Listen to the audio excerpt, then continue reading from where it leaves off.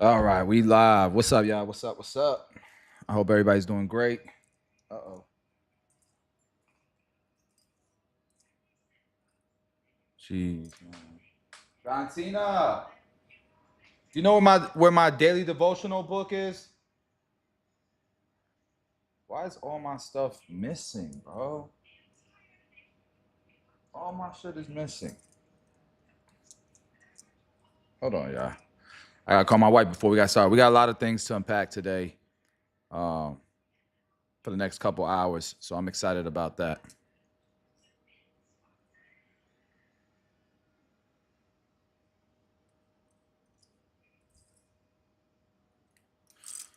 All right, well.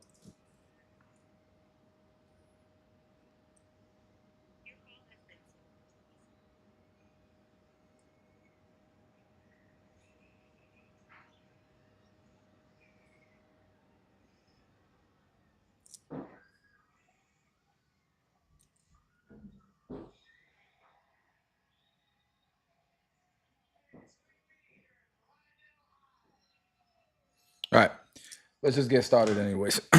I'll get to the daily devotional when somebody in my family can find my damn book. So, all right. With that being said, look, guys.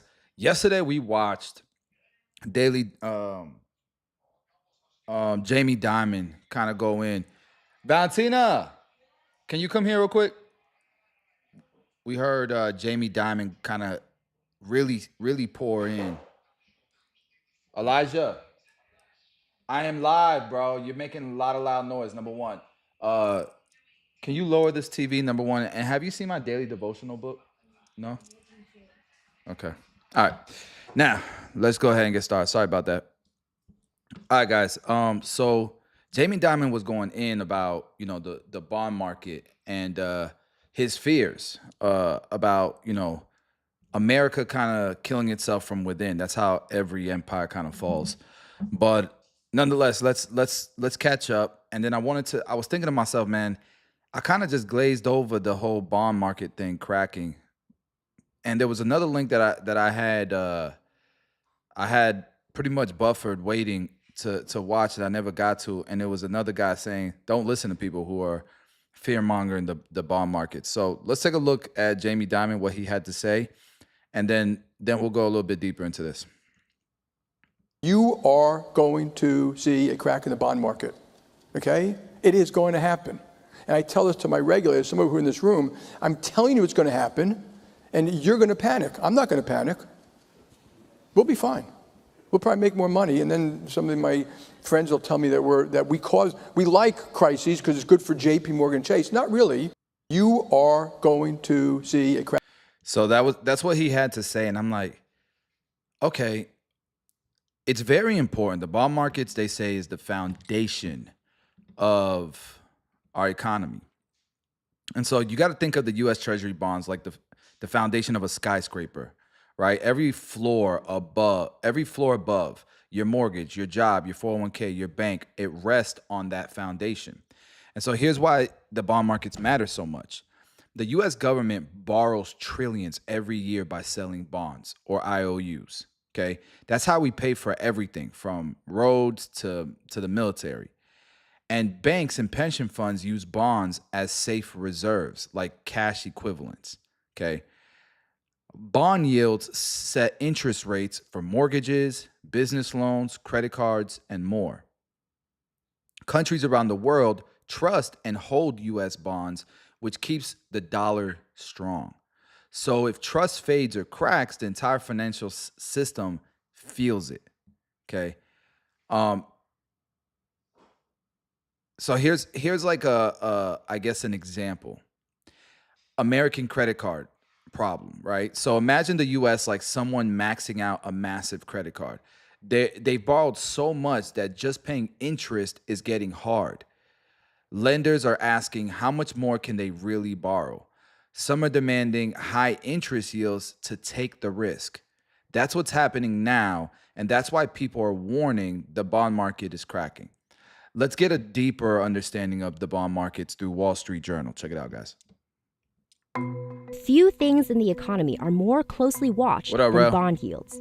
there are forces in play that merit watching. Some commodity prices and 10-year Treasury yields have climbed. That's the president of the Federal Reserve of Atlanta last March, speaking about how the Fed gauges inflation and why it's keeping a close eye on certain bond yields. U.S. government bond yields are a barometer for the economy, but they're also more than that. U.S. government bond yields are extremely important to the U.S. and even the global economy. Bond yields affect everything from the cost of a mortgage to the cost of borrowing for businesses. If you're borrowing money, that's going to be determined to a large extent by U.S. government bond yields. And changes in yields can impact you. Here's how bond yields work and why they're so crucial to the economy.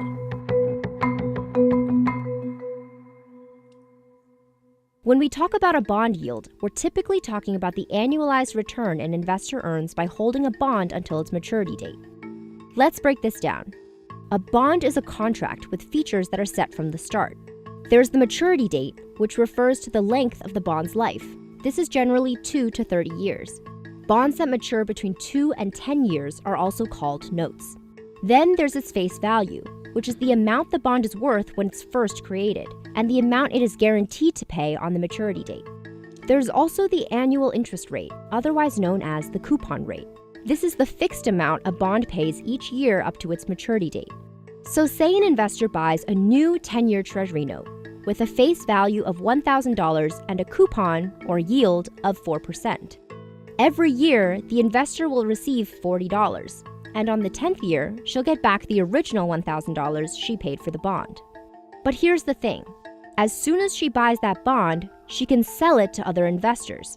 And when she does, certain features of the bond are subject to change. If the economy is doing well, interest rates may go up, which means new bonds will be issued at a higher yield, bringing down the value of existing bonds. Say a new batch of 10-year treasuries pay a yield of 5%.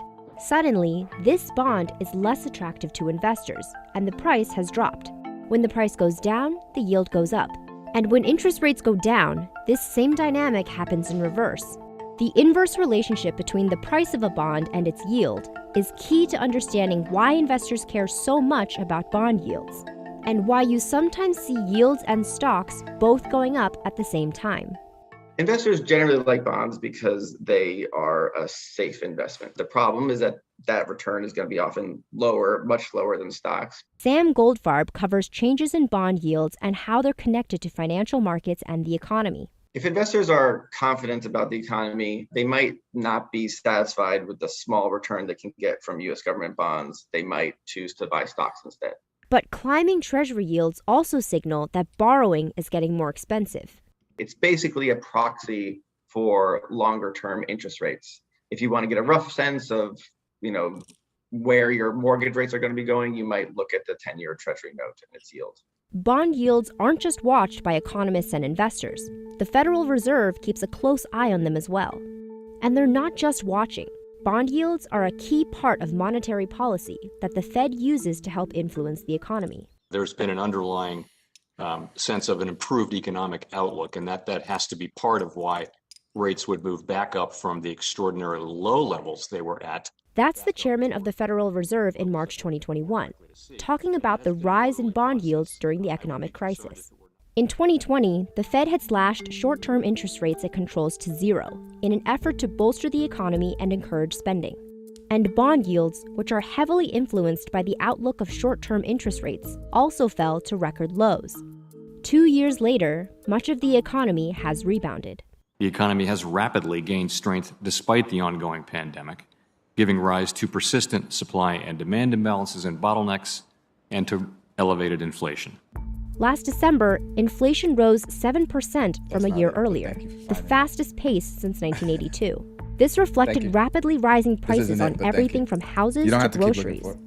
And when the Fed wants to restrain an overheated economy, it raises short-term interest rates. And when interest rates rise, bond yields go up as well. I missed this part, guys. My bad.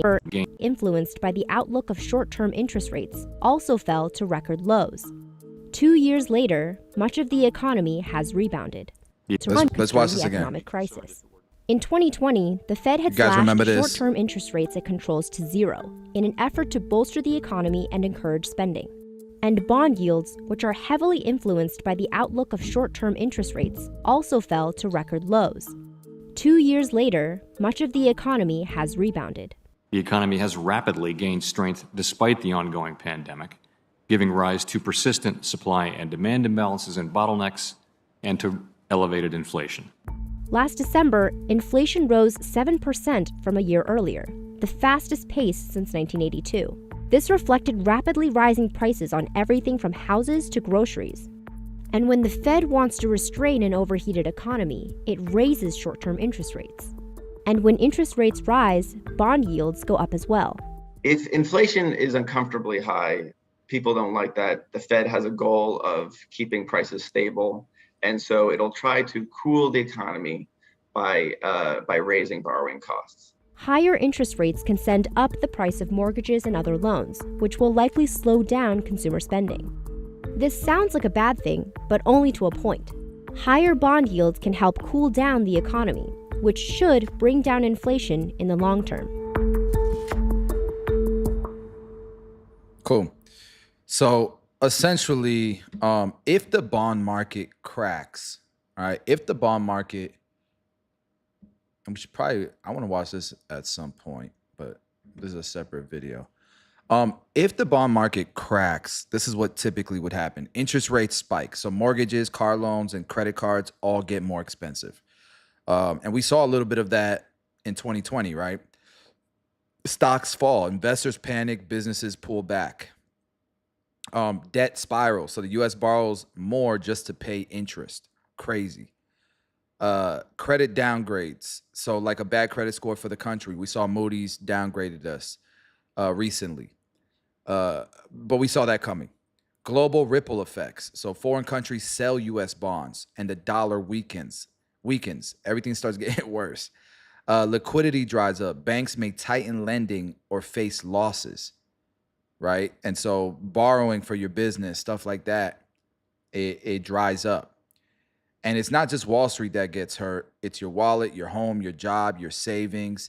Companies will start to cut costs, fire people, unemployment will go up. It's pretty ugly. So experts are pointing to 2025, 2026 as a risk window, especially if big new tax cuts pass with no spending plan.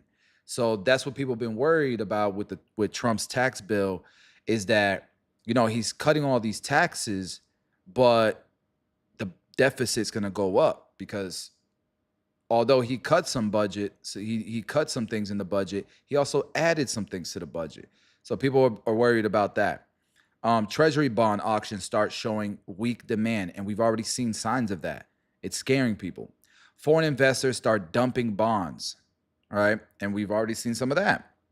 Confidence in U.S. leadership fades. And so that's something that Jamie Dimon was talking about in a recent video that I uploaded with Jamie Dimon. He talks about how our issue right now is coming together internally as a country to fix the issues. They're not hard issues to fix, but we keep putting selfish agendas above of the health of our country and our economy, is what he was saying. And so if we just came together, he believes that our GDP could increase by 3% every year for the next decade. But because, and that helps everybody. Everybody gets what they want if we can facilitate that. So he's worried about that. And so the bottom line is the bond market is America's financial backbone. If it breaks, everything built on top, housing, lending, stock markets, even the dollar could shake or collapse. And it's not fear mongering. It's just a reality check, right? When you look at everything that's going on in the world right now. So when you hear the phrase the bond market is cracking, remember, it's not just a Wall Street issue. It's a Main Street warning. And the smartest thing you can do is stay informed, stay diversified, and understand the game beneath the headlines. And so with that being said, I want to check out this video of David Zervos talking about ignore bond market alarmist. So let's see what he has to say about the whole topic. JP Morgan CEO. Right. Well, JP Morgan CEO Jamie Dimon. He's going to talk about the man Jamie Dimon specifically. And predicting trouble in the bond market. Diamond speaking today with CNBC's Morgan Brennan at the Reagan National Defense Forum. You are going to see a crack in the bond market, okay? It is going to happen. And I tell this to my regulators, some of who are in this room, I'm telling you it's going to happen, and you're going to panic. I'm not going to panic. We'll be fine.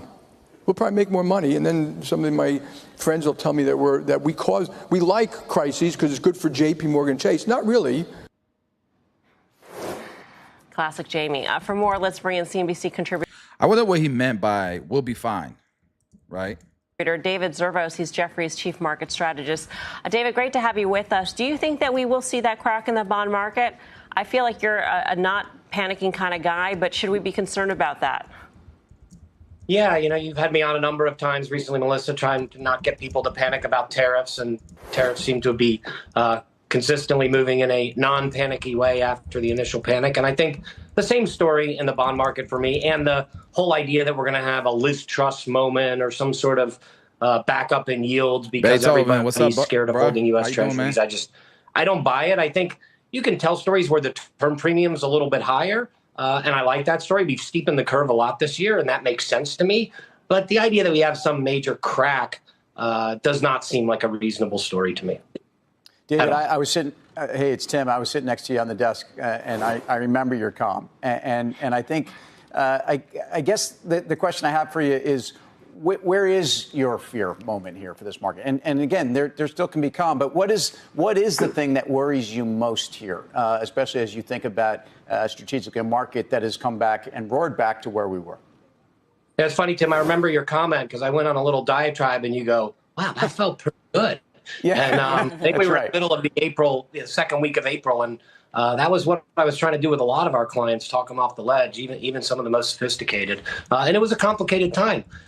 There's not a lot that really makes me nervous in terms of policy and in terms of geopolitics. I'm always nervous because I think those events are not anything we can ascribe easy probabilities to, but they're there. There's wars going on. There's potentials for changes like what we had in COVID era. There's always those, but I do feel like we have a lot of insurance. We have a central bank that's got rates over 4%. If something goes horribly wrong, we have a lot of insurance and monetary policy that I think could be applied quickly and judiciously, even if the politics might initially get in the way of that. And so my worries are probably pretty low, consistent with where they've been for a while.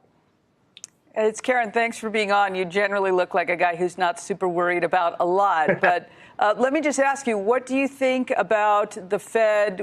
Do they need to do anything? If you were Jay Powell, what would you be doing?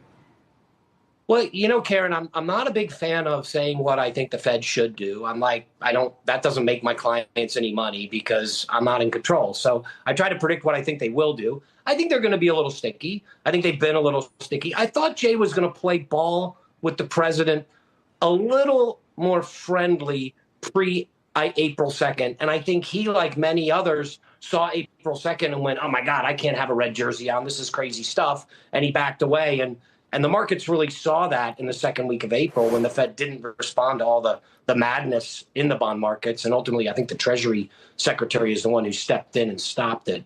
But I will say, if you push me, Karen, and you say, what do you think you should be doing? And I think there is a CNBC group that I'm part of that we put our what we would do if we were in the FOMC or on the FOMC. I would be cutting. I'd be cutting pretty significantly. I don't think there's a great storyline here to have rates 200 basis points above neutral. And I think neutral is still somewhere in the low to mid twos.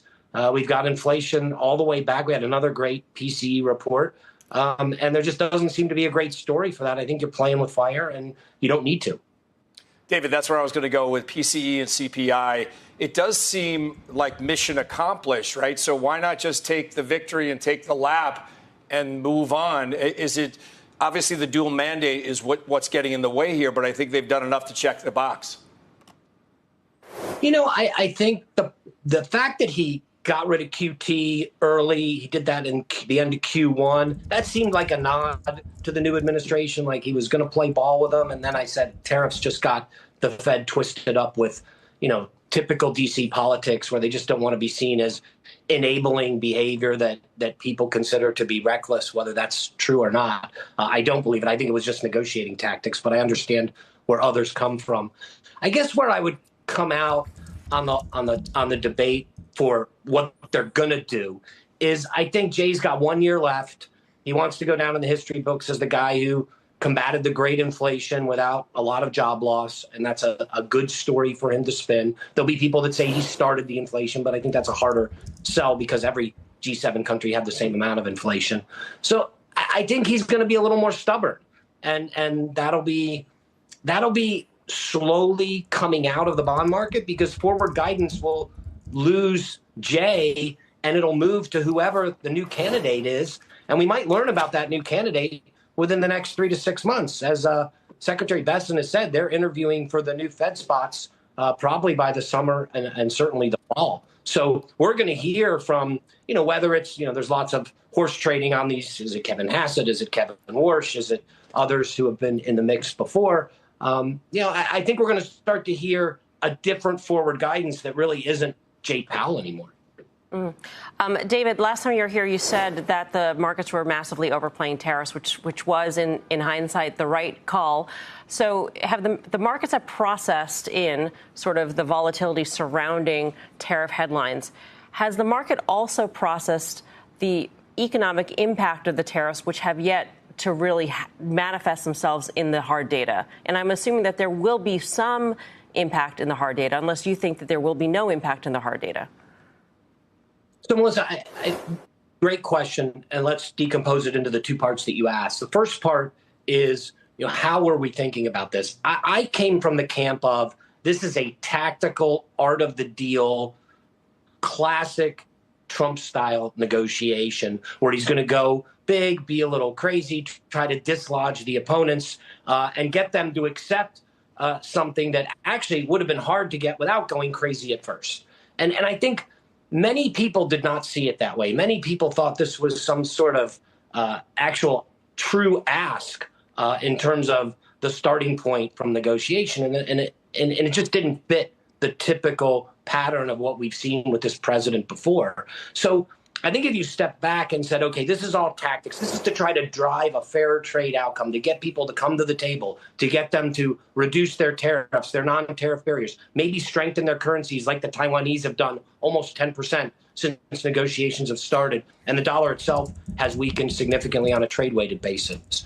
All of that was part of the rebalancing story, and I think that's largely played out, and the market's more accepting of the view that I had. Whether there's an economic fallout, the second part of your question, Melissa, is a harder question. And it just depends on where we land. There could be a really positive impact because people just say, okay, we're done. No tariffs. We're out. We don't want it. We're going to let you sell cars and sell beef and sell soy. Come on in. We just want to make sure we have the U.S. markets open for business. We're scared we're going to lose that. Done. And we're going to strengthen our currency a little bit so we aren't playing games with competitive devaluations and unlevel playing fields. And all of a sudden, it's actually a bigger pie that we're all sharing for global economic growth. And that's one story. And the other story is, you get a little inflation, you get a little stagnation, you get a little, because the tariffs stick around during that negotiation process longer than we would hope for. All right. Well, that's bonds. That's why they're so important. Now, that is not why we went live today. So we got a lot more to talk about, but I'm glad we went through that rabbit hole, the bond market rabbit hole. I think you guys all should have a better understanding now why bonds are important, why we watch them, and why it kind of dictates how we invest. The banks definitely pay attention to it. And I can tell you, for example, I asked, when Jamie Dimon says, we'll be fine if the bond market cracks, but the economy will get hurt. This is why, he runs a bank, and, Jamie Dimon holds billions in capital buffers and highly liquid assets. That means they can handle a temporary drop in bond prices or even a slowdown in business without running out of cash. They're not relying solely on US Treasury bonds. They have revenue from investment banking, wealth management, credit cards, commercial loans, international operations. Even if one area suffers, others are going to stay strong. And so they do a lot of hedging and risk management. JP Morgan has entire teams that manage their interest rate risks. And so they use complex strategies like duration hedging, derivatives, rebalancing asset exposure. It's crazy. They've likely been preparing for rising yields and bond volatility for months, if not years. And so so understanding why the economy will hurt even if banks survive, we've already said, is loan rate spikes, right? Small businesses and home buyers can't afford to borrow. Investors panic, so stock market drops and it hurts people's 401ks and retirements. Federal borrowing gets squeezed, so less money for infrastructure and social programs. Unemployment rises, companies pull back on hiring and expansion, and we know banks tighten lending, so people with average credit scores get denied. That's why I always tell people you got to remain bankable. You always got to have the best investors remain bankable. And so when things get tough and there's actual a wealth transfer that happens all the time, it's from people who are financially healthy, not from people who just because you identified it now doesn't mean you can do anything about it. If you haven't been operating in a way that makes you financially responsible or bankable, then when opportunities arise and there's a wealth transfer and there's a recession and everything is cheap, unless you've been preparing already, you're not even going to be able to take advantage, even if you identify those opportunities are there, because you're not bankable. You haven't been financially responsible. So, so back to the topics, even if the economy contracts, JP Morgan's balance sheet is going to look fine. So are you prepared in case of something like that happening? And if you're not, you don't wait till it happens. You start doing it now, guys. Make sure your credit is good. Make sure you got cash reserves. Make sure you're liquid. Make sure you're flexible and you can adapt and you can make changes if things do hit the fan. And so that's enough. We can stop talking about bond markets. Let's get into the craziest shit, bro. We have to talk about semiconductors. This is what is powering AI. This is the future of the next gilded golden era, whatever you want to call it. But I really want to go into this rabbit hole. So for the next hour and a half, we're going to go through this rabbit hole. And I think it is fascinating, this topic of semiconductors. And yeah, I'm just excited to go through this. And then we're going to look at, this new vision for what the world is going to look like moving forward. And I'm going to be working to prepare my kids for it, but also prepare my family tree for it. So let's get into it. Now, this all started, let me see if I can find the video and the comment. Check it out. So this comment was like, damn, that's freaking insane. If you look at it, he goes, as an electrical engineering student, yes, it's basically doing magic. We're making rocks think. That's what AI is. AI is rocks and sand, quartz sand, or silicone. We're making it think. And the process to make that happen will make you believe, bro, you cannot tell me miracles don't exist. How the hell did we even discover this? I went through the whole history rabbit hole, who invented what pieces and how did this evolve to make rocks think? That's what AI is.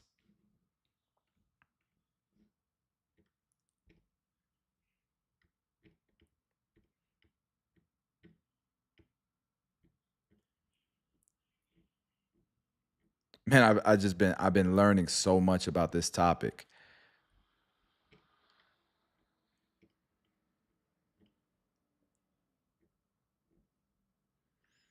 And so check it out.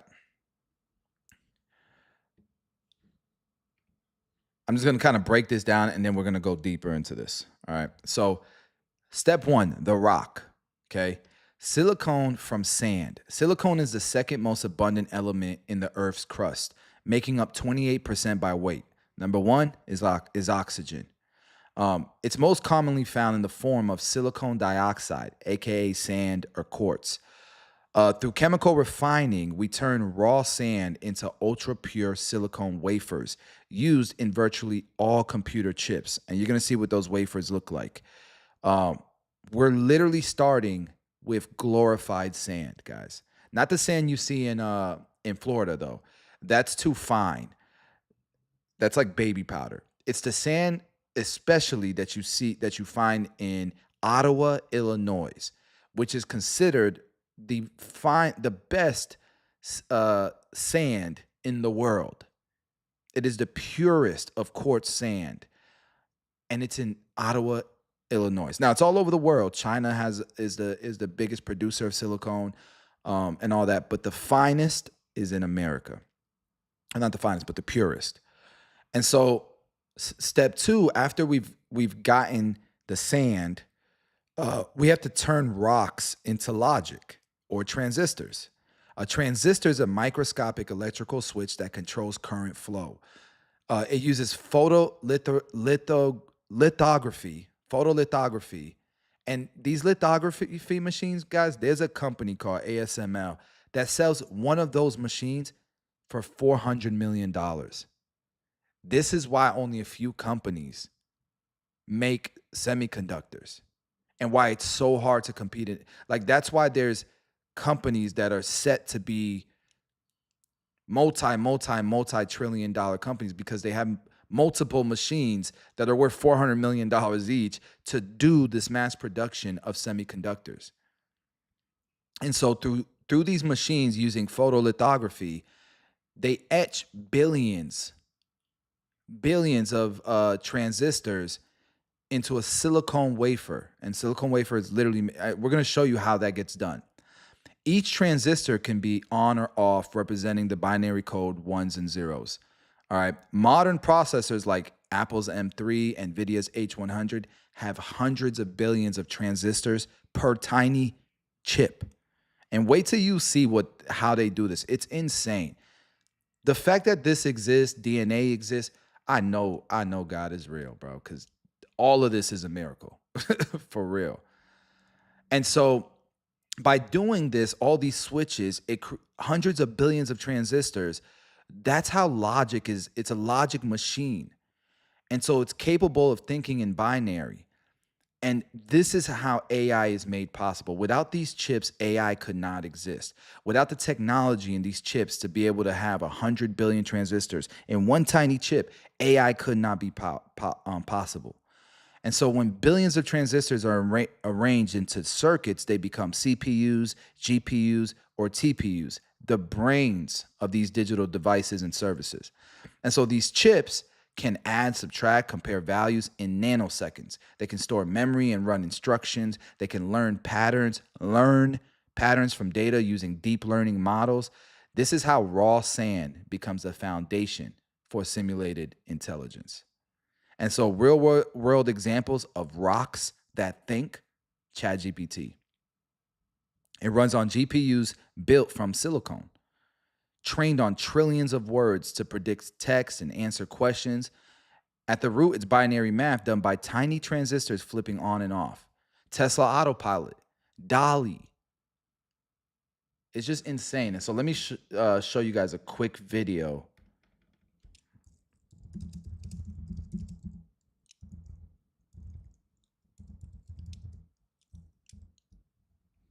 If I can find it.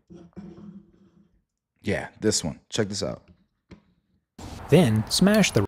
Look, he's literally showing you First, how to do this. get a rock. Then smash the rock.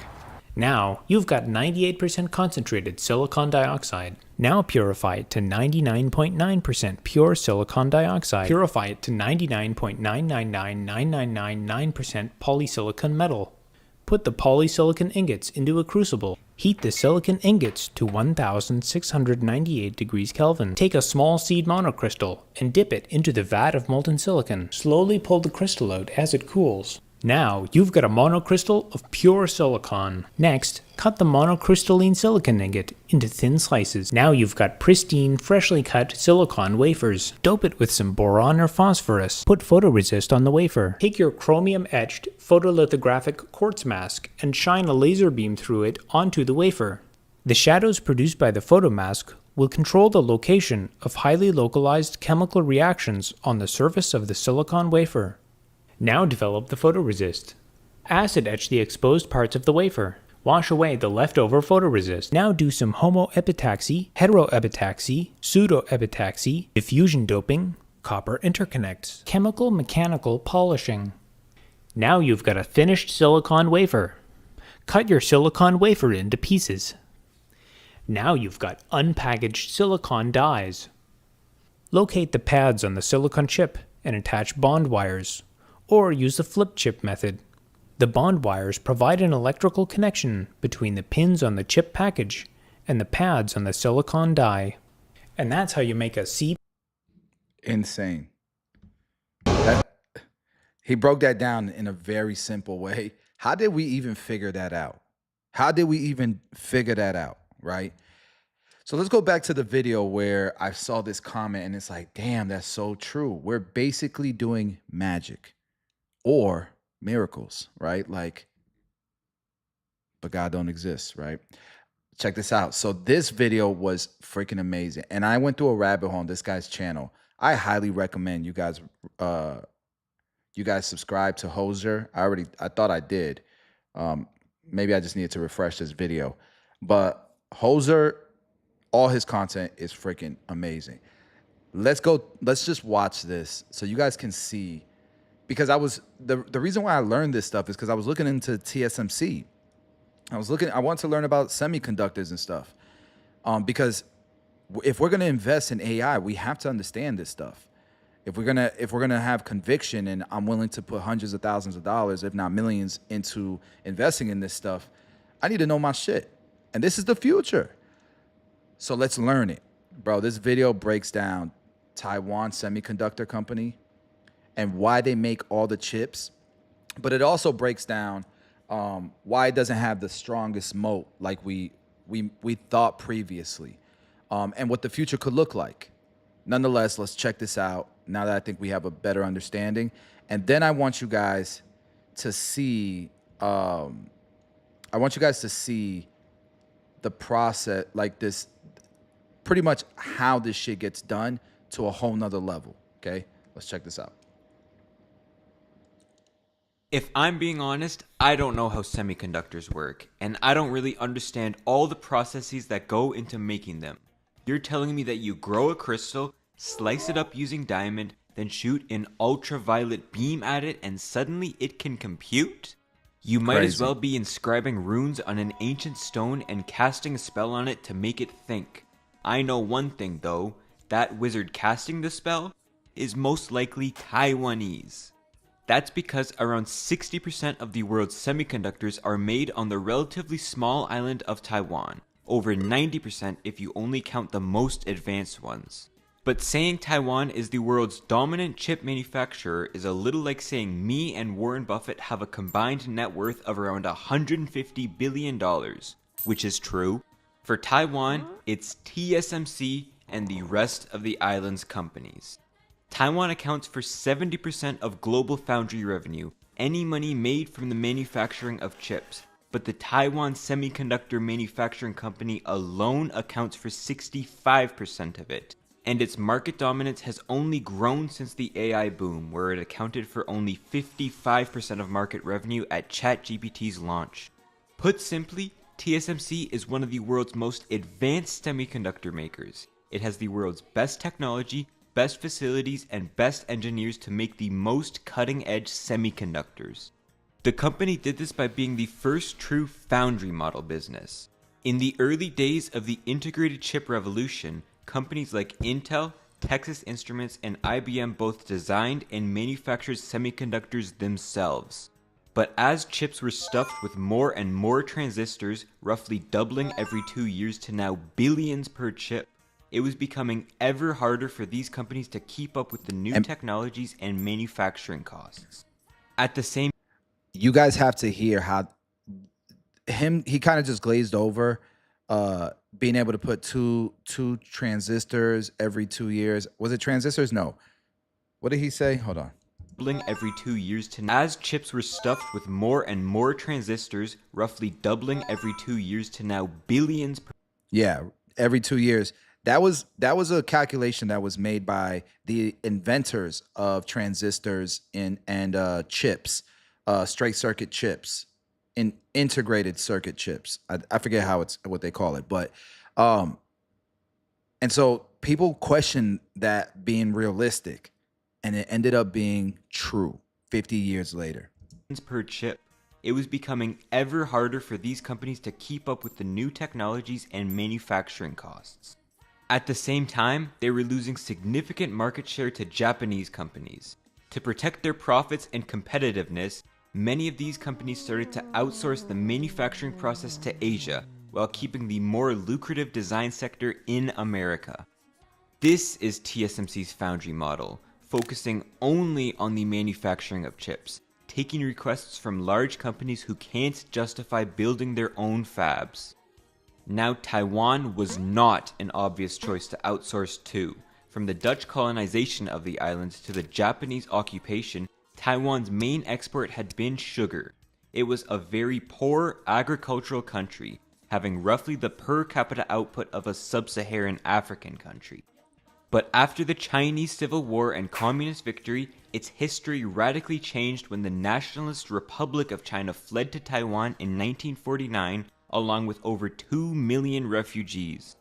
Aided by the American government, the country set out on an ambitious land reform effort, without the deaths that mainland China's reform caused.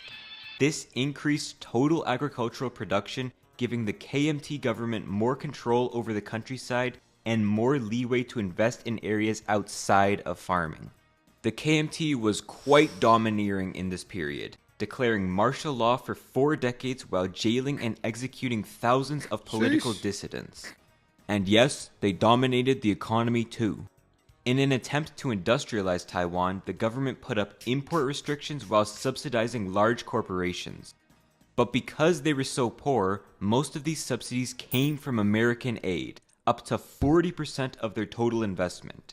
Then, in the 60s, this was sharply reduced as Taiwan shifted to an export-oriented growth model. Taiwan became known for cheaply made, small manufactured goods, with companies like IBM starting to outsource assembly to Taiwan during this period. The government initiative that placed Taiwan at the center of global affairs didn't start until the 70s, when Taiwan opened the Industrial Technology Research Institute. This was part of an explicit plan to create a new semiconductor industry after experiencing the shocks of the oil crisis. The government lured the world's best electrical engineers, mostly those who had studied in the US, to come and create this new industry. Its first attempt, the United Microprocessor Company, worked, but found it hard to acquire technology from other countries' protections. To this day, UMC is still a top 5 foundry. Crazy. The next attempt was spearheaded by Morris Chang, who had moved to the US when he was 18 to study English literature before realizing he wanted to make money and started a career as a transistor engineer at Sylvania. Here, he was reported to make dozens of transistors an hour. Dozens! Chang ended up working for Texas Instruments in 1958, helping to pioneer the mass production of chips. Here, TI focused on building their own consumer electronics from start to finish, but after he was snubbed for the CEO position, he quit after 25 years and after a brief stint at General Instruments, would take the Taiwanese government up on its offer going to work at the ITRI. In 1987, Chang founded TSMC with the goal of offering a foundry model for American and Japanese firms to technologically cement Taiwan in the semiconductor production chain. Chips were initially priced at a loss to the company. banking on the idea that the fabs to make them would grow too costly for Silicon Valley startups to build themselves. This would let them gain an early market share and increase it via the outsourcing efforts. From the start, the Taiwanese government had also funded the company. Through the National Development Fund, they owned 48% of TSMC at its initial public offering. Philips, a Dutch electronics conglomerate, owned 28%, and the rest was held by private investors, mainly wealthy families the government had persuaded into buying. Chang, the engineers, and the investors have made TSMC into one of the world's most profitable and important businesses, a top 10 company by market cap, sitting up there with big shots like Meta and Berkshire Hathaway. And we love Warren. The typical semiconductor chain goes something like this. Companies which design them, like Nvidia, Google, and Apple. This is cool. Those that make them, where TSMC lies, and those that use them to make this. And it's crazy. How do you say? When you look at this, you know, this is the future, right? And so you have to kind of identify what each role is and where you see the most value, but also you should probably have exposure into each of these. Because ChatGPT and OpenAI and DeepSeek and all these and Grok, you know, that might not be where you want to put, you know, a lot of your eggs in that basket, because these are, you know, this might not be where AI really grows the most. It might be Tesla with robotics. It might be that Google continues to blow up with their search. They figure out a way to integrate the AI with their search and make it even better. Nonetheless, we don't really know, but we should probably have exposure into these in some way, shape, or form. One way you could do that is through exchange traded funds, right? ETFs. And so we should do some research on that. But another is like, if you think Grok it has some potential, you know, does investing in X give you exposure to Grok? I'm pretty sure it does, but we have to confirm that. The next thing is, you know, TMC, the guys who are actually making the chips. So there's not a lot of them. We saw UMC is one, TSMC is one. Samsung makes its own chips, but you're going to see why in just a bit, why Samsung doesn't have much market share. TSMC has most of it. And then we know NVIDIA, huge with the GPUs. Same thing with Apple, same thing with Google and the CPUs and stuff. So understanding all of these things is important as we're learning to invest in this new gold rush, and that's AI. Set yourself apart on the We're still second early. node, you need a technological gap. TSMC, by constantly focusing on small, real improvements and not trying to balance their So money smart. between the manufacturing and designing sector, has locked them into a technological advantage for the last decade or so. You guys are understanding that? So what messed up Intel and Samsung, and Intel, I think they pretty much invented, or at least the founder of it invented a lot of what we see going on with semiconductor, right? With CPUs. But they decided to start making products, not just the technology, not just the semiconductor chips, not just the chips, but the products, the phones, computers. So they started, if you think about it, they started competing with Apple, with Google, with all these companies. And so Apple and them, they're like, you know, we got to cut these guys out because it's a conflict of interest.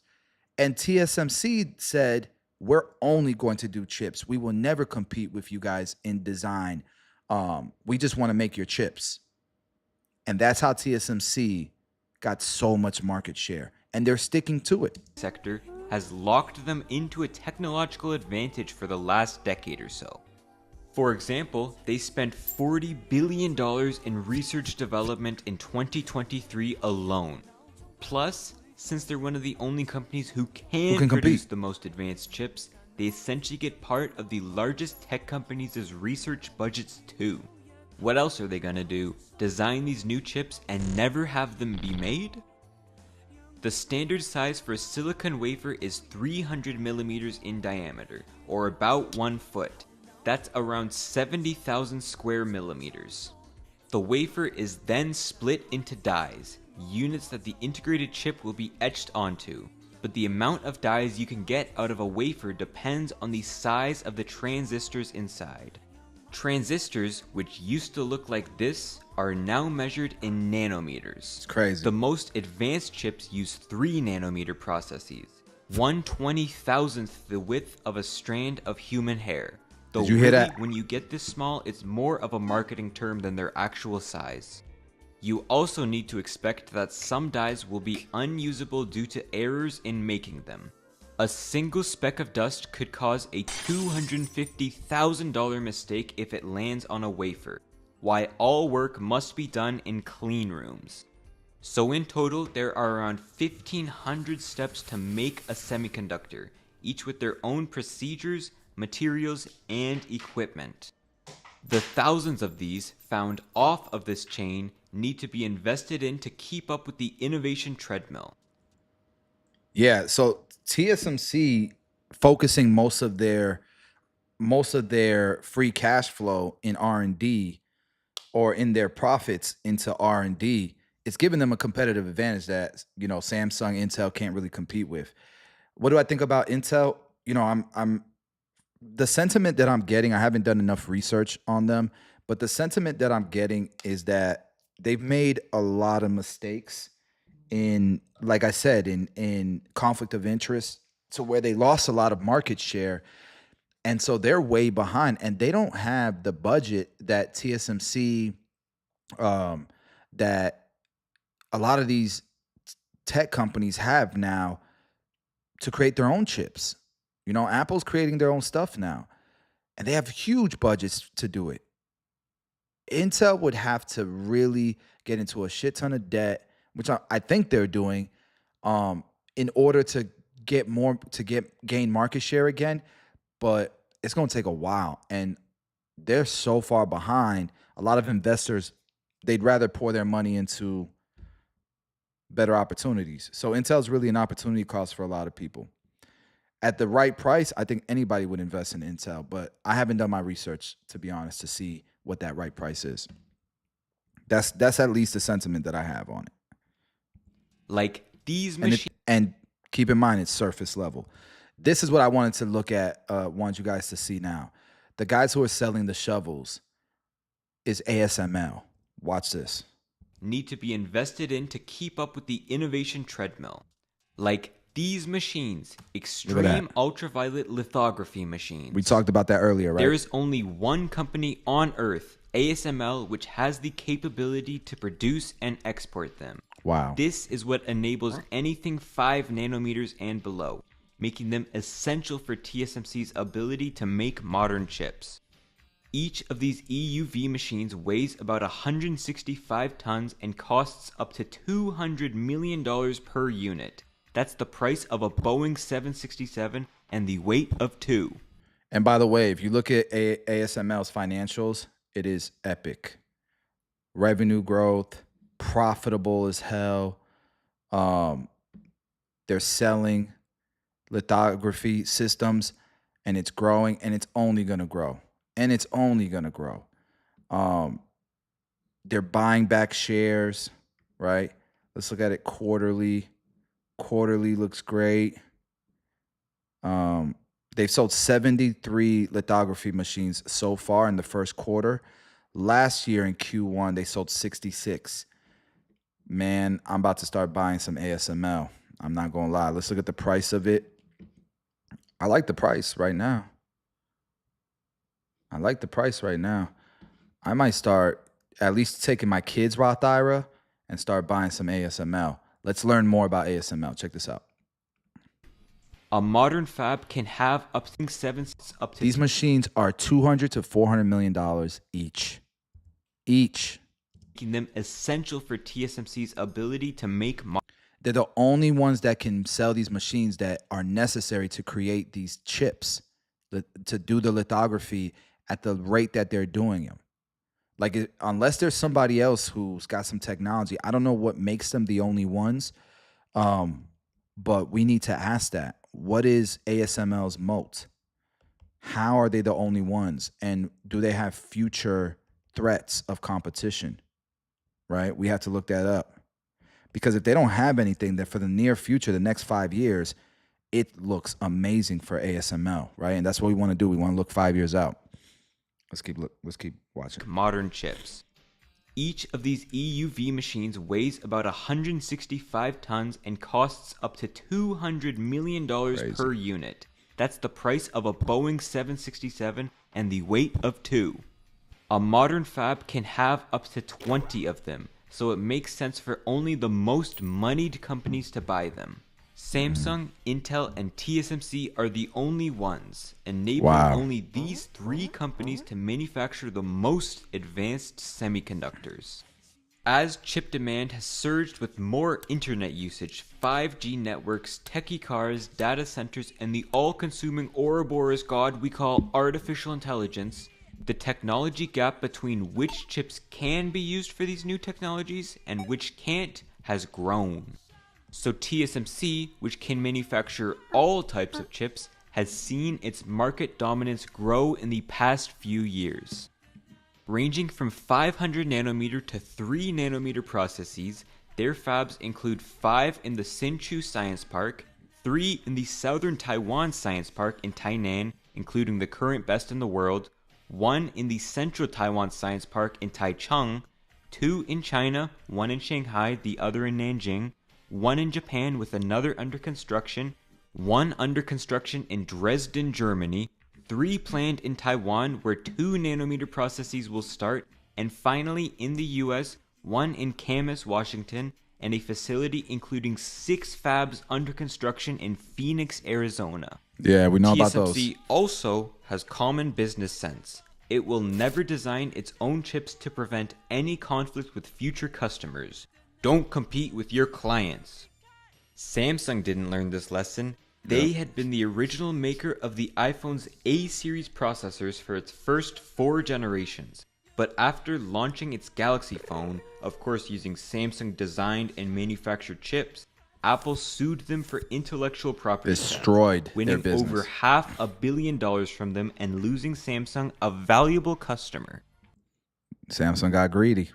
After Intel turned them down, TSMC would take them up on the offer to manufacture the iPhone's chips, and to this day, Apple is still their single largest customer, followed by the 4 American chip designers, Qualcomm, AMD, Broadcom, and Nvidia.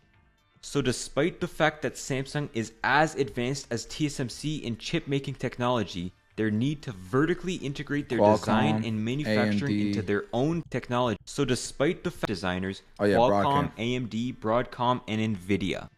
So despite the fact that Samsung is as advanced as TSMC in chip-making technology, their need to vertically integrate their design and manufacturing into their own products has scared away potential customers. Now, their foundry revenue is only a 1/7 of TSMC's, Crazy. actually losing much of their market share since the AI boom. Business is fine and all, but it's hard to talk about TSMC without at least mentioning their geopolitical consequences in the world. China and America are both in rivalry with each other for military and AI dominance and commercially dependent on each other. Although TSMC may be the supplier to America's biggest tech companies, most of their sales actually go to China. A large part of this is the triangle tech trade, where American companies will design high-tech products, outsource the component making to Taiwan, who then outsources the assembly to Chinese plants to ship back to America. Yeah. Though another part is that China is genuinely outcompeting America on key new technologies, like batteries, electric vehicles, and drones, made with and used alongside semiconductors. Both governments see their countries' dependence on Taiwanese manufacturing as a national security threat, and both have launched programs to eat away at Taiwan's market share. China does this in their typical way, by throwing billions at it. The crown jewel which has come out of this spending is SMIC, the Semiconductor Manufacturing International Corporation. Although they don't have access to the cutting-edge technology which makes TSMC so competitive, they have become the world's 3rd largest foundry, focusing on 28 nanometer processes and above. From 2022 all the way to their last week in office, the Biden administration had banned waves of the newest chips to China, including NVIDIA's Ampere and Hopper GPUs, which have become the world's favorite processors to train AI on. They've also imposed caps on third countries to limit the effects of chip smuggling in Chinese black markets. Since 2023, ASML has also banned the export of EUV machines, and Japan has banned the export of 23 types of manufacturing equipment to China. Meanwhile, Biden had been pursuing a China-like policy, also throwing billions at the chip problem. While Trump thinks a more market-based approach, enticing companies to migrate using tariffs is what's needed to spur investment. We talked about this yesterday. Either way, investment has come in both administrations. That Phoenix facility mentioned earlier is the single largest foreign investment in American history, totaling $165 billion across its campus.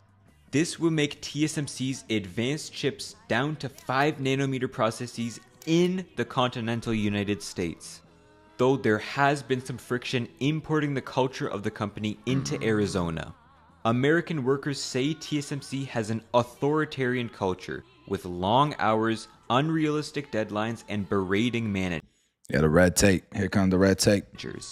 TSMC doesn't necessarily deny this, saying their culture of discipline and dedication is what turned them into the world's leading foundry. It's unclear which exact factors have given TSMC such an advantage in chip making, and without the same culture and organization, it's unclear if the Americans can even replicate it. American factories with American skill and American labor, and that's exactly what we're doing. As you know, Taiwan pretty much has a monopoly on that market, and I think pretty much is not a term that's even appropriate. They do have a monopoly in. TSMC is so absolutely vital to the global economy, try to find a piece of GDP made without any semiconductors, that it's been called Taiwan's Silicon Shield. China, who claims Taiwan's territory as a part of their own, has hinted at launching a forcible reunification war this decade. However, since TSMC supplies much of the advanced chips used in military weapons and AI development, which is becoming increasingly militarized, a destruction of their facilities or embargo to China would have devastating effects on them, measured in the trillions of dollars. It also incentivizes America, Japan, and Europe to come to Taiwan's aid if a war were to break out, as they're also dependent on TSMC to keep their militaries and economies running. As China and America build more chip plants at home, it's caused some to worry that the Silicon Shield is wearing thin. If the US can self-sufficiently produce AI chips at home, what's the point of defending Taiwan? Truth is, no country can self-sufficiently make semiconductors. It is a massive supply chain, from materials to equipment to design, that many countries all across the world have quasi-monopolies over, making everyone dependent on everyone else. No country has the capacity to produce. This is why they say, you know, AI, robotics will solve world wars. Like, it'll stop world wars because globally we're so dependent on one another. But it's also going to make productivity. It's also going to increase GDPs, and it's going to create a post-money era where money is not what dictates wealth anymore. It's crazy. Like, the deeper you go into this rabbit hole, and we will. It's like, by the end of this stream, y'all gonna see the world differently, I feel like. All of it inside its own borders, at least if you want the best semiconductors. And to make the best semiconductors for years to come, you're gonna have to come to Taiwan to do it. Unless, you know. Yeah, and which we were looking at that yesterday. What's the possibility of that happening? What would happen if they did? Like, and it scares the typical person. But if you know this stuff, you have the conviction to invest in a company like TSM. And guys, the financials of TSM are gorgeous. This is a great company. A great company. And if you look at the price of it, it's at all-time highs, I believe. Um, but I like there's still opportunity here. There's still opportunity here. So year to date, though, it's down. So in the past 5 years, it was at 224. Right now it's at about 193.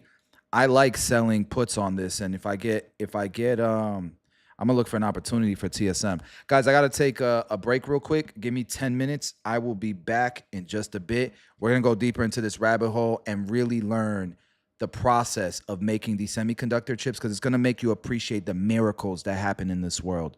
It's incredible what human beings have been able to do with rocks, because that's what AI is. It's humans helping rocks think. Just incredible. All right, gonna take a break. Uh-oh, I don't have my break button. There it is.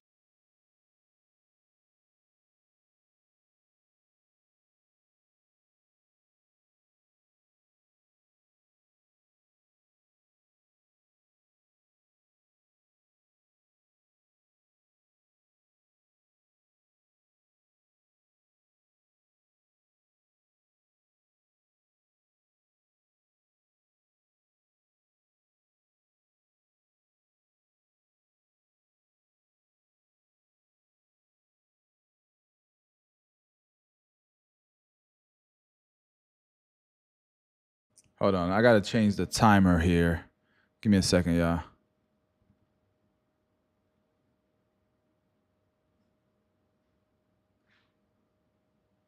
Huh.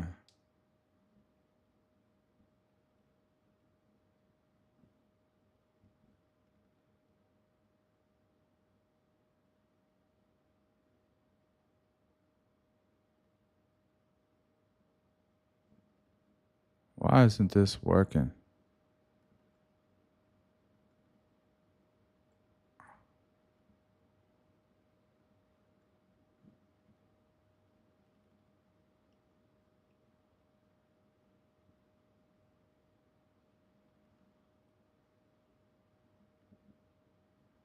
I don't know why it won't let me. Damn.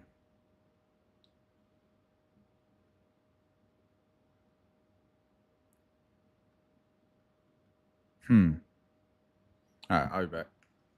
I don't know why it won't let me fix this.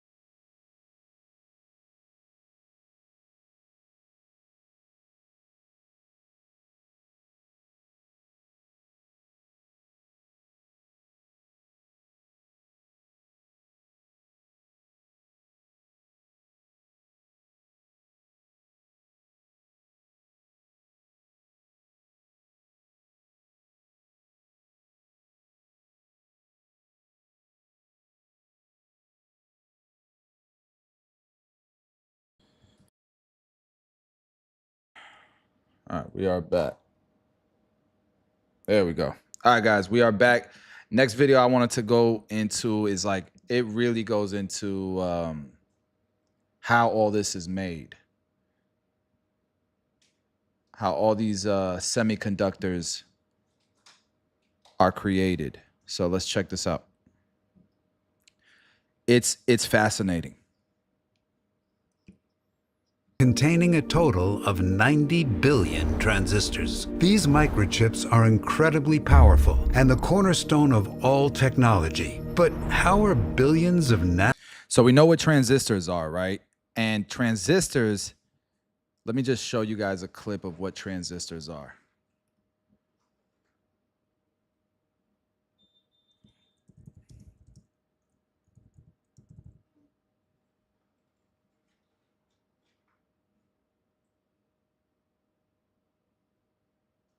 Something quick. It's a quick video.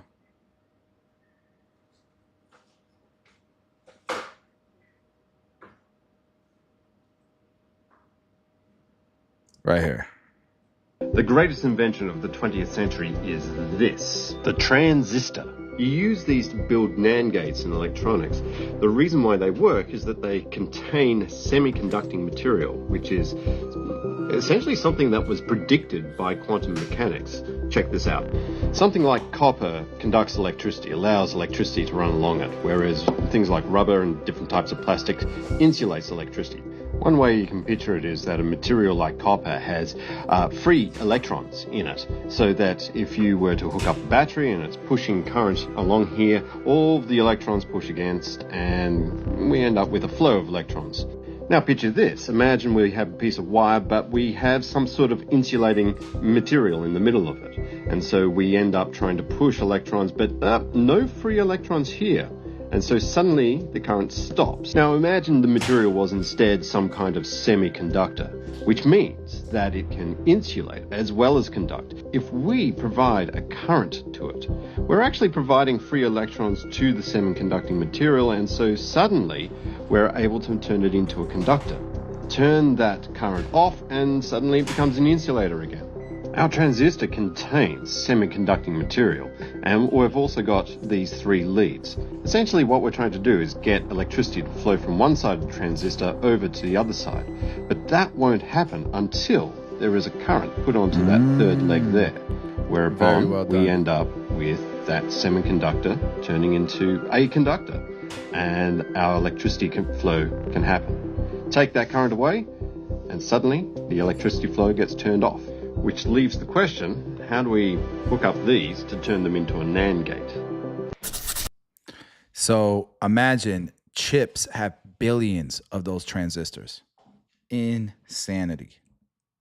nanoscopic transistors manufactured into a microchip the size of a tiny ant?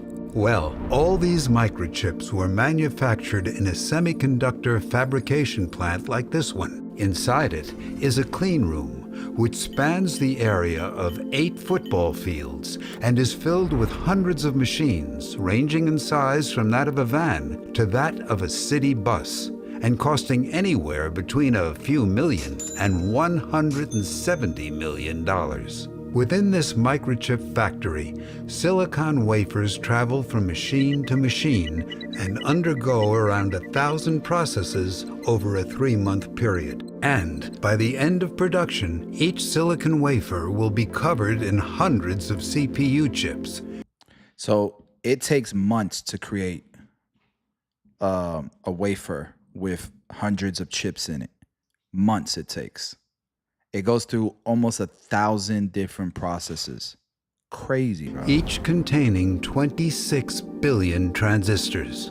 When we zoom in, we can see the nanoscopic So it contains billions of these little things that this guy was showing us. Where is it? Billions of these in a chip. Billions of them in that little tiny microscope. Like, it's crazy. Transistors at the bottom and over a dozen layers of wires above. This integrated circuit is then cut out from the wafer, tested, and packaged so that it can be installed into your desktop computer. In this video, we're going to explore the entire microchip manufacturing process and show you how billions of nanoscopic transistors and an impossibly complex 3D maze of wires are manufactured in one of the world's most technologically advanced microchip factories. It's an incredibly complicated process, so stick around and let's jump right in.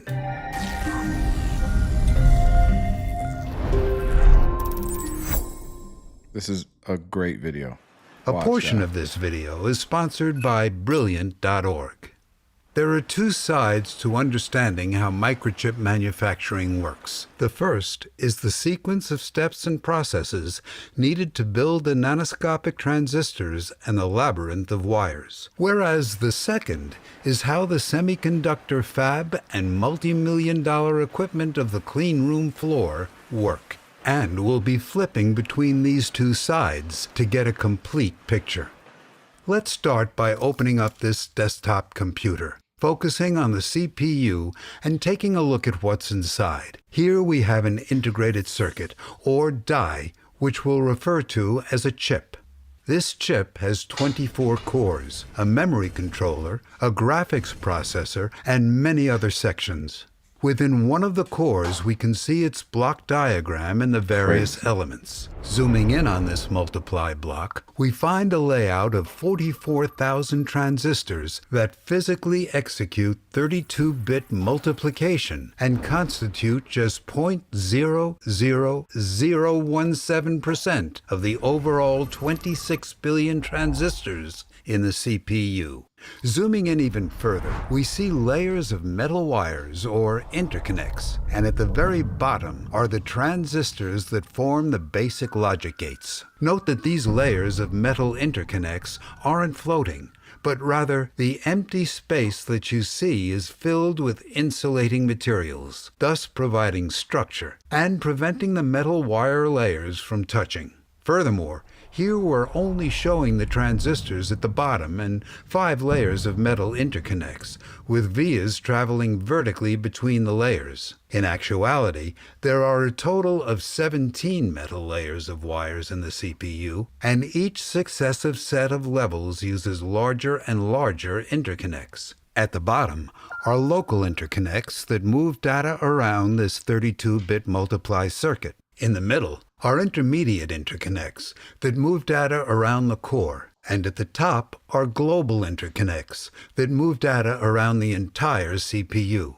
You might be wondering, how small are these transistors? Zooming in again and past the interconnect layers, we find FinFETs, which are transistors whose channel dimensions are 36 by 6 by 52 nanometers, look at that, with a transistor-to-transistor pitch of 57 nanometers. Clearly, the transistors are incredibly small. Here's a mitochondria, a dust particle, and a human hair for size comparisons. Look how small the transistor is. That little speck is a transistor. That is a strand of hair. That is dust. That is the transistor, that little speck right there. Insane. Now that you have a sense of what the transistors and labyrinth of metal interconnects look like, let's explore how they're manufactured. We'll begin with an analogy. Imagine baking a cake that's 80 layers tall, with each layer cut to a unique shape. To make this cake, there are 940 steps in the recipe, which takes 3 months to complete and includes hundreds of exotic ingredients. And if any measurement, baking time, or temperature is more than 1% off, then the cake is entirely ruined. That's kind of what it's like to make a microchip. But microchips are even more complicated. Let's look at a single layer of this integrated circuit and run through a simplified set of steps used to build it. To start, a layer of insulating silicon dioxide is deposited on top of the wafer, and then a layer of light-sensitive photoresist is spread across the top. Next, using UV light and a stencil, a pattern is applied. That's what that guy simply broke down earlier when we looked at that like 2-minute video of the guy in a bowl pouring from water bottles, how this process is. That's what they're showing us now in a much more professional manner. Applied to the photoresist. Solvents then are used to remove the areas hit by I don't want to say professional, detailed. The other one was just really simple to understand. The UV light, thus creating a patterned mask layer. Using the mask, the revealed silicon dioxide is etched away down to the previous layer. Next, the mask layer is removed, and a layer of copper is added to cover the wafer and fill in the areas that were just etched away. Finally, the surface is ground down and leveled off to reveal the copper and insulator patterns, and thus a single layer is completed. In order to build the next layer, which is a vertical set of metal vias, we repeat the same set of steps, but use a different pattern for the photomask. Since these layers are all built using the same set of steps, it's more effective to visualize the steps as a circle, like a clock. To build all the 80 layers of the die, this sequence is repeated over and over, resulting in 940 steps. Wow. One important note is that the FinFET transistors at the bottom are even more complicated than the metal wires, and thus additional steps are needed to fabricate them. Furthermore, cleaning the wafer to wash away dust particles that may have landed on the wafer, as well as inspecting the wafer to make sure everything is being built properly, happens frequently, and these steps need to be added to the circle. A different tool is used to complete each of these process steps. Now that we have an understanding of the steps, let's take a look at this semiconductor fabrication plant. This CPU is manufactured on a 300 millimeter silicon wafer, which can fit 230 CPU chips. In contrast, DRAM chips are considerably smaller, and thus 952 of them can fit on a wafer. These silicon wafers are carried in stacks of 25 using a container called a front opening universal pod, or FOUP. This sealed plastic wafer carrier is transported around the clean room floor using an overhead transport system which lowers the FOUP onto the tool's landing pad. Inside the tool, robotic arms transport the wafer through vacuum load locks and to different process chambers where materials are added, removed, or processed in ways that we'll explore later. The wafers are then returned to the FOUP, resealed inside, lifted up to the overhead transport system, and carried to and dropped onto the next tool, where the next step in the process is completed. To build the entire chip composed of 80 different layers, it takes 3 months of traveling from tool to tool, where at each stop, one of the 940 process steps is completed. In order to increase the microchip mass production capabilities of a semiconductor fabrication plant, or fab, typically there are dozens of the same semiconductor tools organized in rows that perform the same process. On the clean room floor, there are a total of 435 semiconductor tools, resulting in the fab's production capacity of 50,000 wafers, or 11.5 million CPUs a month. These tools have rather complicated names, so we'll start by categorizing them according to their functionality. There are 6 groups: making the mask layer, adding material, removing material, modifying the material, cleaning the wafer, and finally, inspecting the wafer. We've color-coded the different functional groups to the various tools and process steps to help you not get lost. Let's next look at each of these semiconductor tools and see how they process the wafer in various ways. We'll start with the ones that are used to make the mask layer, or the nanoscopic stencil on the wafer. These tools include the photoresist spin coater, photolithography tool, developer, and photoresist stripper. First, ASML. the photoresist spin coater applies a light-sensitive layer to the surface of the wafer and sends it through a soft bake, where the wafer is heated in order to evaporate the solvent from the photoresist. Next, the wafer goes to the lithography tool, which shines. So that's the tool that's like $200 million that only ASML can sell. I believe that's what this is. UV light through a stencil, which is technically called a photomask. The light passes through the stencil and is then demagnified or shrunk down to produce a nanoscopic pattern on the wafer. Wherever the light from the stencil touches the wafer, the photoresist is weakened. The wafer then goes to the developer and the weakened photoresist is washed away, leaving only the patterned nanoscopic stencil on the wafer. The wafer is then sent through a hard bake to harden the remaining photoresist. Next, the wafer travels to other tools to undergo processing. And once these processes are completed, the wafer goes to a photoresist stripper, which uses solvents to dissolve and remove the photoresist mask layer. And that's how a mask layer is formed and then removed. The photolithography tool is one of the most important, so let's take a look at it.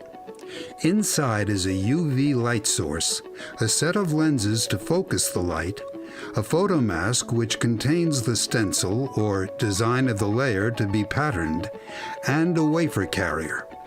The photomask is 6 by 6 inches and, based on the dimensions of the CPU, can fit 2 copies of a single layer of the CPU design. The purpose of using a photomask with these crazy optics is because it's a reliable way to copy and paste a design for billions of nanoscopic transistors and wires onto 230 identical CPUs on a single wafer in a few minutes.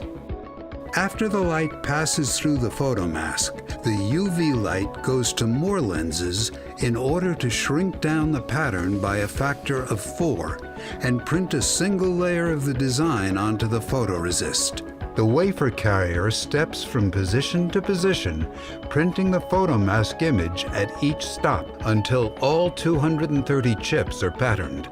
Let's clarify one detail. In our previous examples, we talked a lot about this CPU having 80 layers. Specifically, what we were referring to is the number of photomasks and mask layers used to create all the different layers of patterns on the wafer. Therefore, one complete CPU chip uses 80 different photomasks, each costing $300,000. How did we get here? How did men create this? With only one mask layer being patterned at a time, this CPU chip will undergo 80 separate visits to the lithography tool. We could spend another hour talking about photolithography, but let's move on to the next category of tools. Deposition tools are used to add or deposit material onto the wafer. A lot of times we use the mask layer from the photolithography step to add materials to the areas uncovered by the mask layer, kind of like spray painting through a stencil. Due to the wide range of elements and compounds used to create the layers, deposition tools have a wide range of variations with complicated names and acronyms for each variant. But essentially, there are 3 key groups of materials that are added or deposited onto the wafer. Metals such as copper or tantalum, insulators which are typically called oxides, and crystalline layers of silicon. Each group of different materials uses different physics and chemistry principles to deposit the material on the wafer, and therefore has a different technical name for the tool that deposits the material. Deposition tools typically have a central wafer handling chamber, with the various chambers attached to the edges, each one dedicated to adding just a single element or compound. The next category of machines do the opposite, which is to remove material. There are 2 key methods. The first is etching. Etchers use either corrosive chemicals or high-energy plasmas to react with and remove materials from the surface of the wafer. They're typically used with the mask layer stencil in order to remove the material exposed by the mask, thus creating a hole that can be later filled by a deposition tool. The second method to remove material is CMP, which is chemical mechanical planarization. CMP applies slurry and uses abrasive pads to grind and polish away the top surface of the... So one of the things that I've been doing as I'm learning is I'm trying to find angles where I could invest in these different parts of what makes up the semiconductor industry. And so here you guys can see, you know, we know that silicone is made from sand or rocks, and that there's mining companies that do this. And so one of the mining companies that's publicly traded is called GSM. It's called GSM. I looked at them. The financials don't look that good. The biggest silicone miner, they were public last year, but they got bought by a private company, so they're private. You can't invest in them anymore. But I'm looking at ASML, ARM, AMD, Qualcomm, Broadcom, NVIDIA, obviously. And then now that we're following deposition tools, I found two companies that do deposition tools. One of them you've heard of probably is Applied Materials, okay? And that stock ticker is AMAT. And then the next one that I found was Lam Research Corporation, and they're doing the 3D NAND and advanced logic node processes, plasma etch systems, things like that. So I'll look into both of these publicly traded companies in the future to see if maybe there's an angle there. But as I'm learning this stuff, this is why you learn, you know, you can really take advantage of this stuff. So the wafer. You could have an edge that most investors aren't looking into this, bro. Most people don't look into this. They're just S&P 500 and doing their thing, which is fine. But for us, because we're going to do this stuff anyways, it's fascinating to me. It's the weekend. I'm enjoying this. I'm also going to make money from it, from this newfound information. Salo Fuego, yo, watched you earlier on to make my own seed company 2 years ago, still grinding it out. Shout out to you, bro. That's dope, man. Congrats. Congrats, man. That's dope. All right, let's continue. Wafer, making it perfectly flat. CMP levels off the top layers of the wafer and is typically used as the last step in a cycle of processes in order to prepare the wafer for another layer to be added. The fourth category are tools that modify the silicon and are called ion implanters. These tools use the photomask stencil. And I hate to keep pausing this video, but guys, look at AMAT, right? This is Applied Materials, that company I was telling y'all that creates these deposition tools that we're watching right now. Look at their financials. Gorgeous. Free cash flow, net income. They're buying back shares, buying back. The valuation is lower than ever. It's only a 19 PE. Stock price is down. Obviously, we got to look deeper into this, but so far financials look great. Let's look at the quarterly. Quarterly, it's growing. Q2 killed 2024's Q2. 6.65 billion, 7.1 billion. So this is looking like a great company. It's got a lot of debt, but it can pay back its debt tomorrow if it wanted to. So it doesn't have a lot of debt considering that. This is what I'm talking about, though.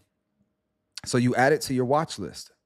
To bombard the unmasked regions with phosphor, boron, or other elements in order to make the P and the N regions required to form the transistors themselves. Positive, Therefore, negative. ion implanters are only used in the front end of line. You might think that this is adding material. However, ion implanters only add around 1 atom of phosphor or boron for every 10,000 atoms of silicon. Additionally, while other machines spray paint a layer on top of the wafer, ion implanters hurl atoms deep into the silicon lattice, kind of like a cannon launching a baseball 6 feet into a concrete wall. This process typically damages the silicon lattice, which is why the following step is to repair the silicon by heating the wafer using a separate tool called an annealer.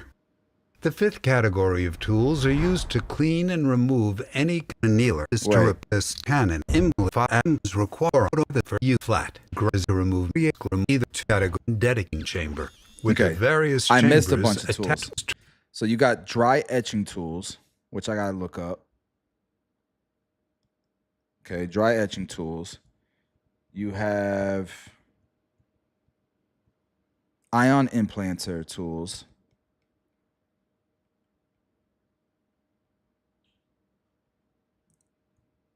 And now you have, where we left off,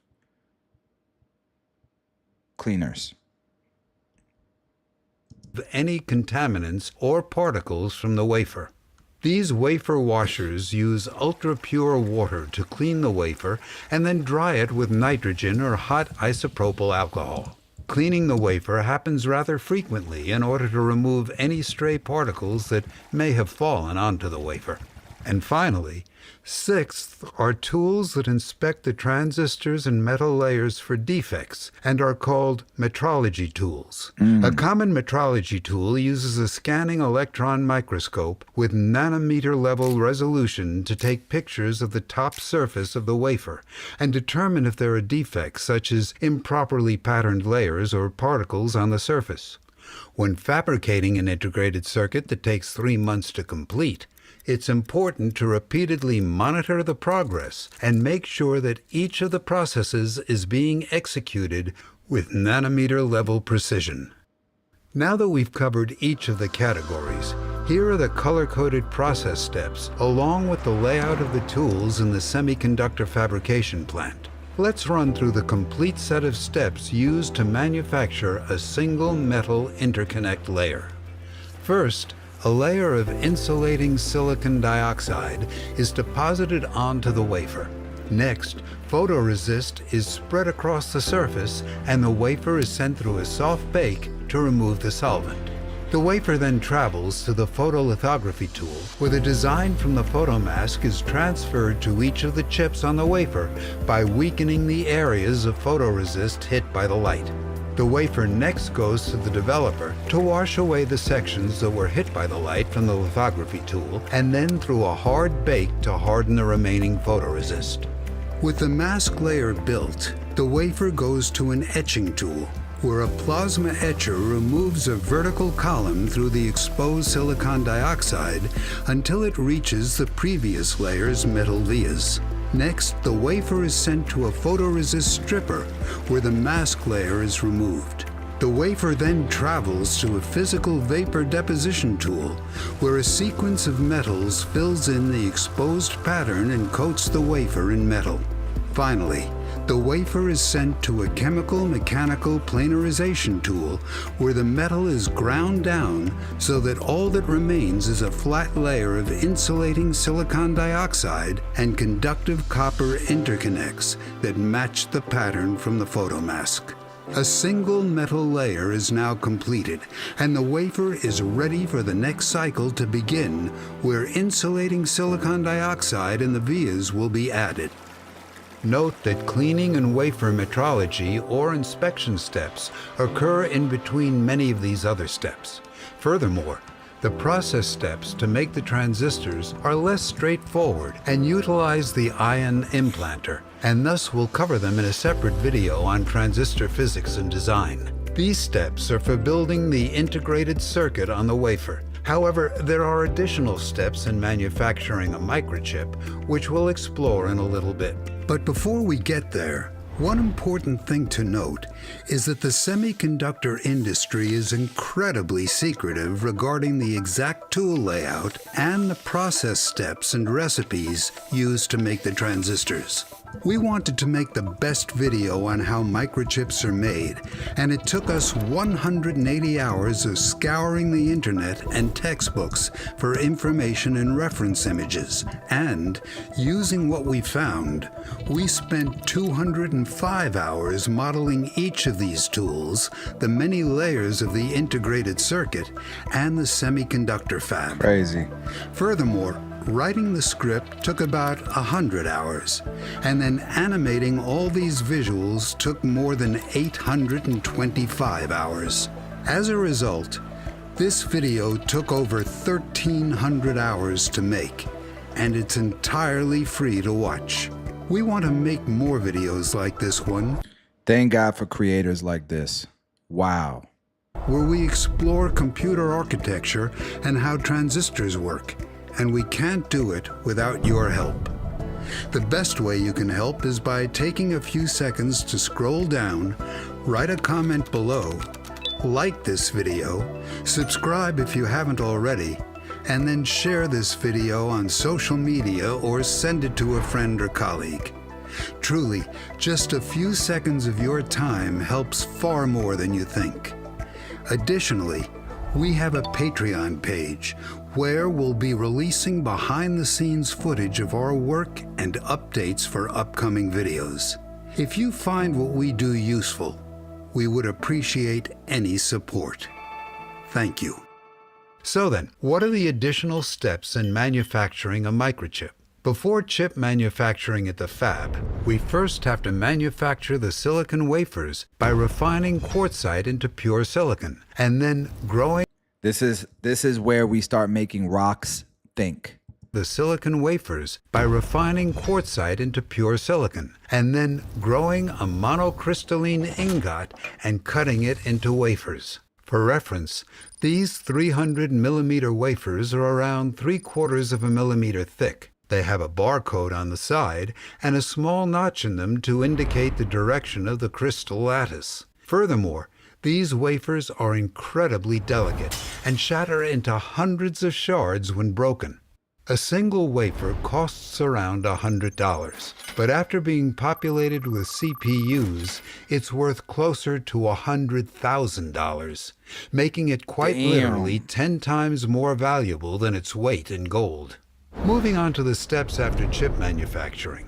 The completed wafer is sent to a separate building where each of the CPUs undergoes rigorous testing to figure out if it works as intended. If a CPU works, that's great. But frequently, a particle or photomass defect has damaged a section of the integrated circuit, rendering that section defective. These semi-functional circuits are then categorized or binned based on what still works. These Intel 13th Gen processors are sold as an i9, i7, i5, or i3, depending on how many cores are functional with different product lines of CPUs whose onboard integrated graphics section. So they still make money off of defective chips. That's what makes them more powerful or not. It's just that they're building a bunch of i9s, but depending if they get defected from dust particles, that i9 that they were trying to make could turn into an i3. That's crazy, bro. Insane. Are defective. These wafers are transported to another building where the chips are cut out using a laser, flipped over, and placed on an interposer, which distributes the connection points to a printed circuit board, while a protective heat-conductive cover is placed on the back side. The printed circuit board holds the landing grid array that interfaces with the motherboard, as well as various electrical components. Next, an integrated heat spreader is mounted on top, and the entire assembly is tested one last time before being packaged for sale. Finally, the CPU is now ready to be mounted onto the motherboard and installed into your desktop computer.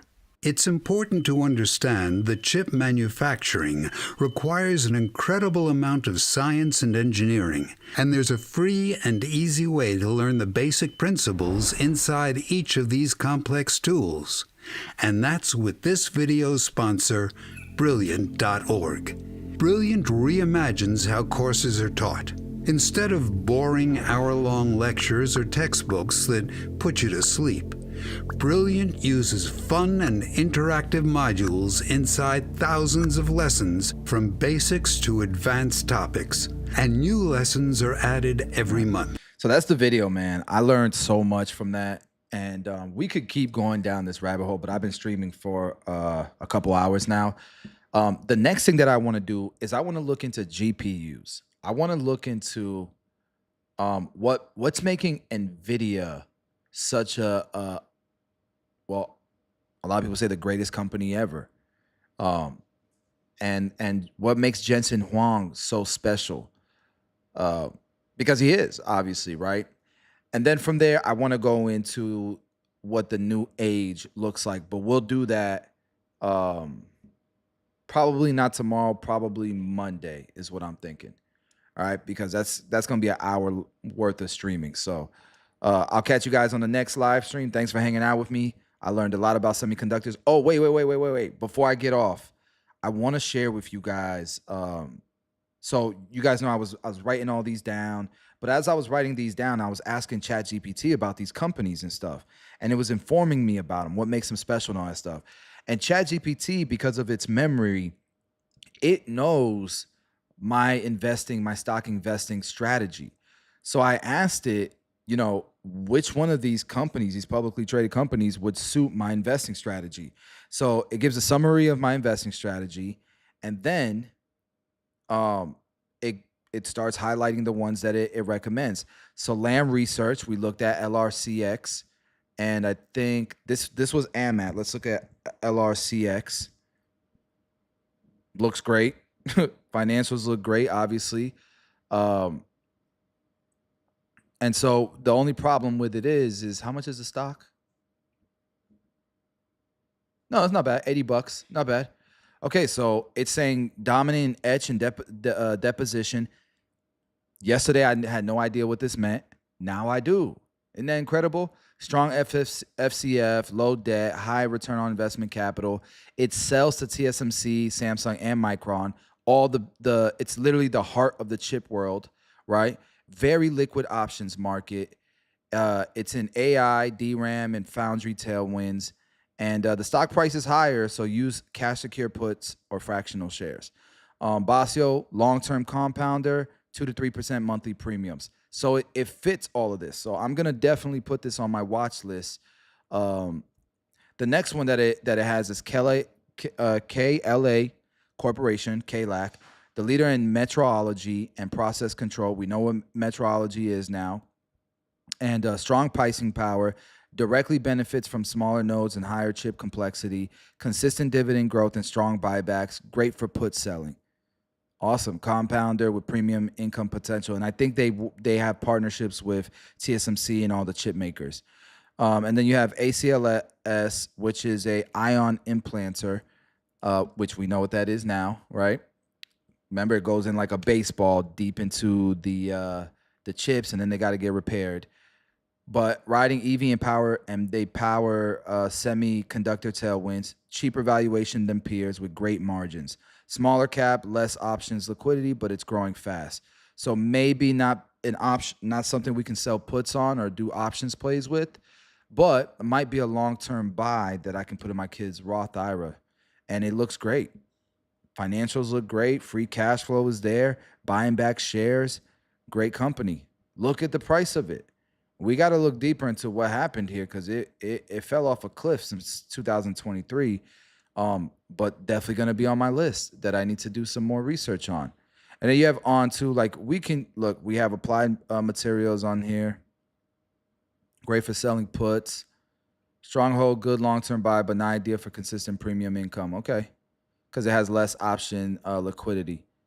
So all of these, watch this, add all of these to my watch list. Got it. I've added them. So they're all added to my watch list. ASML, all of these. Please remember. See if it starts doing the memory thing. Updated, saved memory. Perfect. All right. So now it's saved. And we're going to look deeper into these companies in the future because I plan on making money from this wave. And then the next stream we'll go over GPU and then the future of this new gold rush. They say we went through the Gilded Age. We're going through a golden age now. Thanks for hanging out.